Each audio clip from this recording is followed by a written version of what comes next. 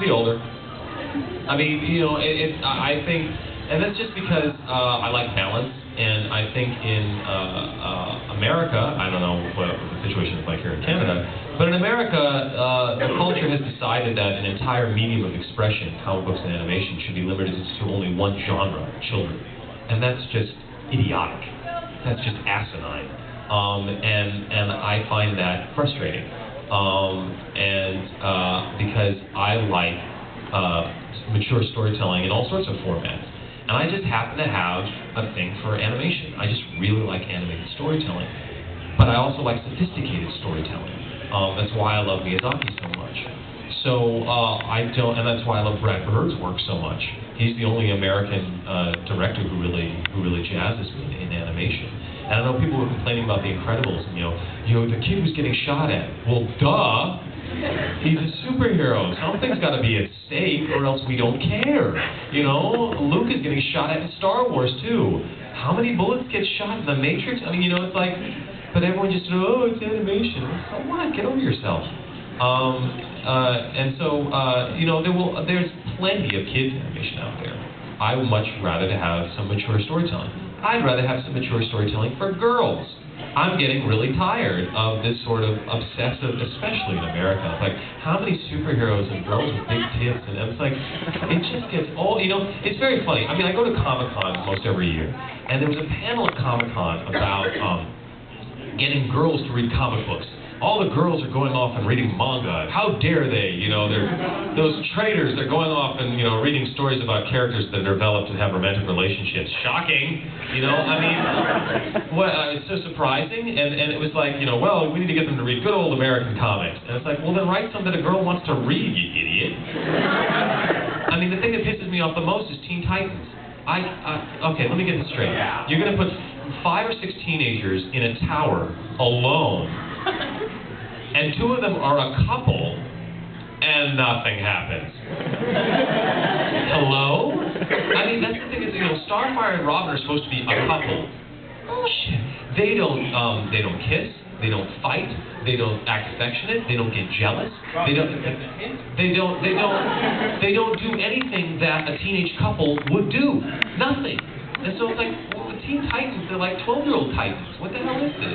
It really annoys me. And then on the flip side, you have this very this conservative group in America that, you know, parent watch about dangerous cartoons. Teen Titans tops their list of the most offensive cartoons because of the violence.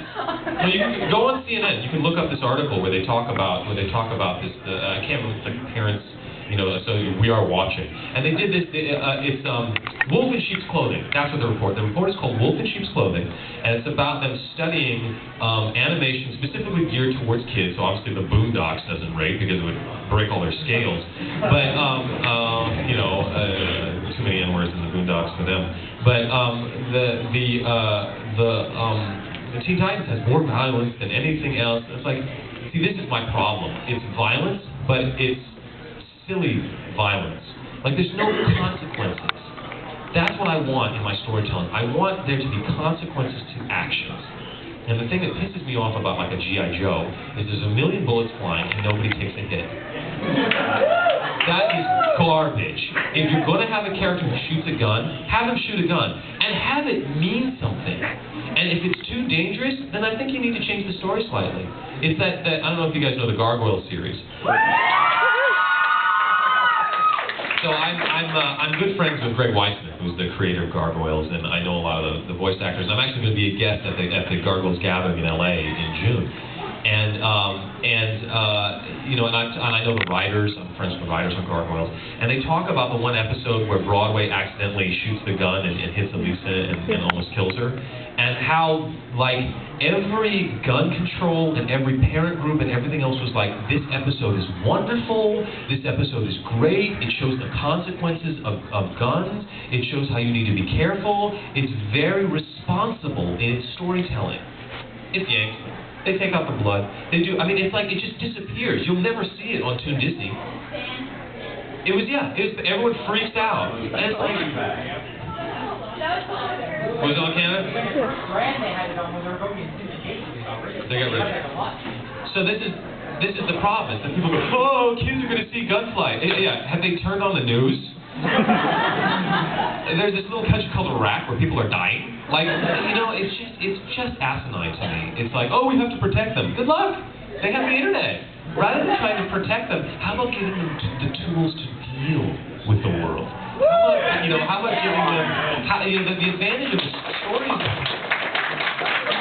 Reach on. Stories are incredibly powerful tools. Because the thing about a story is that it allows you to experience the consequences of a character's action without actually getting yourself in trouble. So you get to have the emotional wisdom and journey of the story without having all the negative consequences. The negative consequences can happen to the character or to happen to an aspect of your psyche, and you don't actually have to go to war yourself and get shot.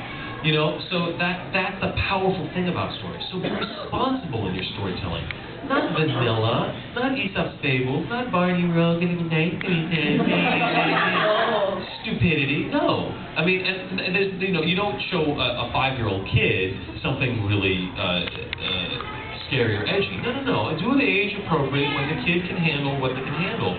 But this idea that we're going to shelter our children from the world is just ridiculous because it's impossible. Good luck. How about teaching them how to deal?